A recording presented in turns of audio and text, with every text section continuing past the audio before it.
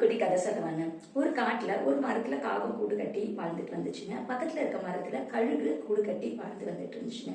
இந்த காகத்துக்கு ரொம்ப நாளா கழுகை பார்த்து பொறாமையா இருந்துச்சுங்க. காட்டுல இருக்க மிருகங்கள்லாம் இந்த கழுகு தான் சிறந்த பறவை அப்படின்னு இதையே ரொம்ப பெருமைப்படுத்தி பேசிக்கிட்டே இருக்காங்களே அப்படின்னு இந்த காகத்துக்கு அந்த கழுகு மேல ரொம்ப கோபமாவும் பொறாமையாவும் இருந்துச்சுங்க.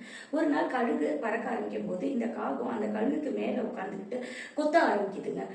கழுகை கொத்திக்கிட்டே இருக்குங்க. ஆனா கழுகு ஒண்ணுமே பண்ணலங்க. அது பாட்டு மேல மேல பறந்துகிட்டே இருக்குங்க.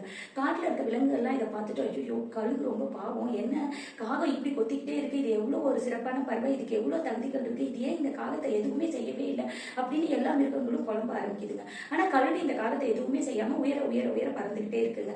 கொஞ்ச நேரம் ஆனோடனே காகம் அந்த கழுகை விட்டு கீழே பறந்து வந்துருதுங்க. கழுகும் அப்புறம் பறந்து கீழே வந்துருதுங்க.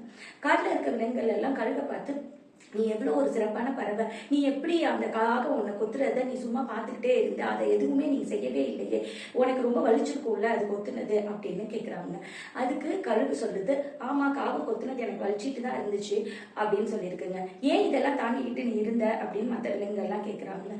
அப்போ கழுகு சொல்லுது, நான் உயர உயர உயர பறந்தோடனே பிராண வாயு காகத்துக்கு பத்தலை, அதால பறக்க முடியல, அதனாலதான் அது என்னை விட்டு விலகி போகுச்சு.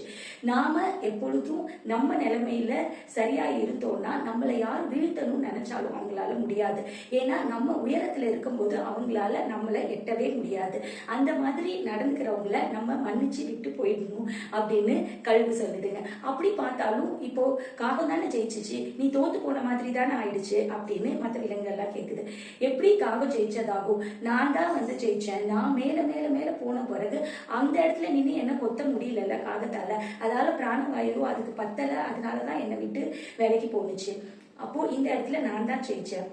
ஒரு உயரத்துக்கு நான் போனதுக்கு அப்புறம் அதால என் கூட போட்டி போட முடியல, ஓரளவுக்கு தானே அதால போட்டி போட முடிஞ்சிச்சு, இதை தான் நீங்க புரிஞ்சுக்கணும் அப்படின்னு கழுகு சொல்லுதுங்க. கதையோட நீதியா தாங்க, நம்மள நிறைய பேர் வீழ்த்தணும் தோக்கடிக்கணும் அப்படின்னு பொறாமப்பட்டு நிறைய அவதூறான வார்த்தைகளை பேசினாலும் அதை நினைச்சு நீங்க கவலையே பட வேண்டாங்க. உங்களோட உயரத்தை அவங்க எளிதில் தொடவே முடியாதுங்க.